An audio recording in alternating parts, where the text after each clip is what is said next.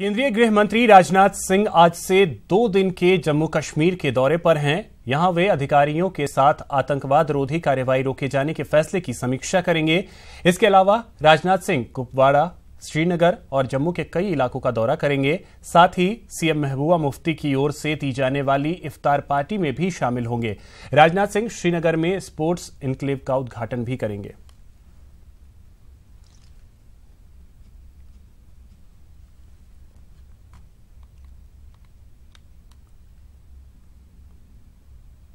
बात करते हैं मुख्यमंत्री वसुंधरा राजे की, जो कि सवाई माधोपुर के दौरे पर हैं और आज दौरे का दूसरा दिन है। मुख्यमंत्री आज गंगापुर सिटी के बामनवास में जनसंवाद कर रही हैं।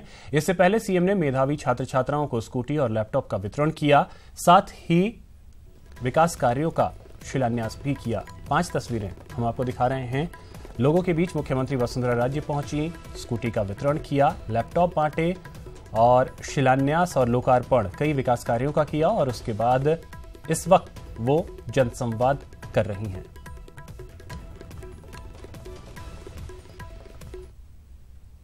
संपर्क फॉर समर्थन अभियान के तहत बीजेपी के राष्ट्रीय अध्यक्ष अमित शाह और शिवसेना प्रमुख उद्धव ठाकरे की मुलाकात को 2019 की लड़ाई से जोड़ा गया।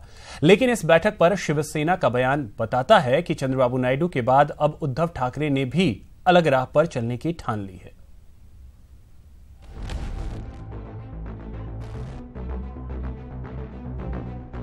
क्या बेअसर रही शाह उद्धव मुलाकात? अलग चुनाव लड़ने के फैसले पर कायम शिवसेना। आने वाले सभी चुनाव हम अकेले लड़ेंगे। हाथ मिले नहीं मिटी दूरियां। अपने कुनबे को एकजुट करने निकले बीजेपी अध्यक्ष अमित शाह और शिवसेना प्रमुख उद्धव ठाकरे की मुलाकात पर पूरे देश की निगाहें थी।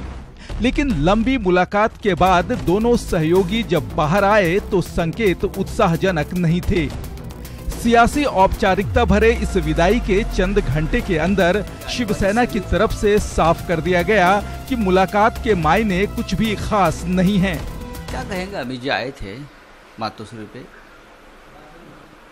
और राष्ट्रीय अध्यक्ष और शिवसेना प्रमुख में बीच लगभग 2 घंटे तक काफी अच्छी चर्चा हुई। बहुत से विषय पर चर्चा हुई। एनडीए के पूरे कुनबे को एक करने की बीजेपी की कवायद को शिवसेना की तरफ से तब करारा झटका लगा जब शिवसेना ने साफ कर दिया कि वो अलग चुनाव लड़ने के फैसले पर कायम है।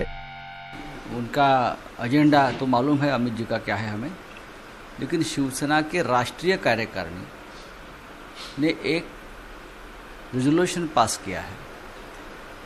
ये रेजोल्यूशन ऐसा है कि आने वाले सभी चुनाव हम अकेले लड़ेंगे। अपने पुराने और रूठे सहयोगी को मनाने के लिए बुधवार को अमित शाह खुद मातोश्री गए।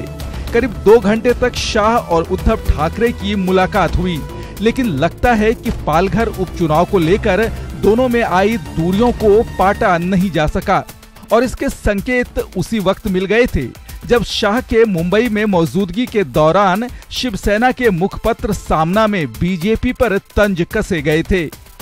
हालांकि माना जा रहा था कि शाह उद्धव मुलाकात में लोकसभा और विधानसभा चुनाव साथ लड़ने पर चर्चा हुई, तो केंद्र और महाराष्ट्र सरकार में शामिल शिवसेना के लिए मंत्री पद बढ़ाने पर भी चर्चा की बात सामने आई थी।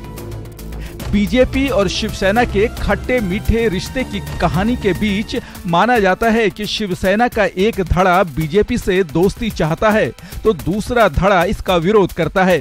दोनों पार्टियों ने 2014 में लोकसभा का चुनाव साथ साथ लड़ा, लेकिन बिग ब्रदर के ओहदे को लेकर दोनों में खटास बढ़ी तो विधानसभा चुनाव में दोनों की राहें अलग हो गई।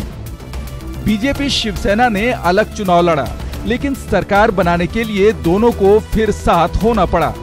केंद्र और महाराष्ट्र दोनों ही जगह पर शिवसेना सरकार में सहयोगी है, लेकिन शिवसेना एक विपक्षी दल की ही तरह बीजेपी और पीएम मोदी की नीतियों की आलोचना करती रहती है। ये दूरी हाल ही में हुए पालघर उपचुनाव में एकदम सामने आ गई। पालघर में बीजेपी के हाथों मात खाने के बाद शिवसेना ने बीजेपी को सियासी दुश्मन तक करार दिया था।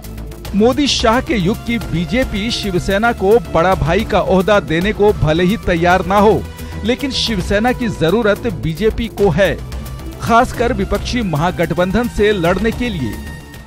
Bureau report, news 18 network.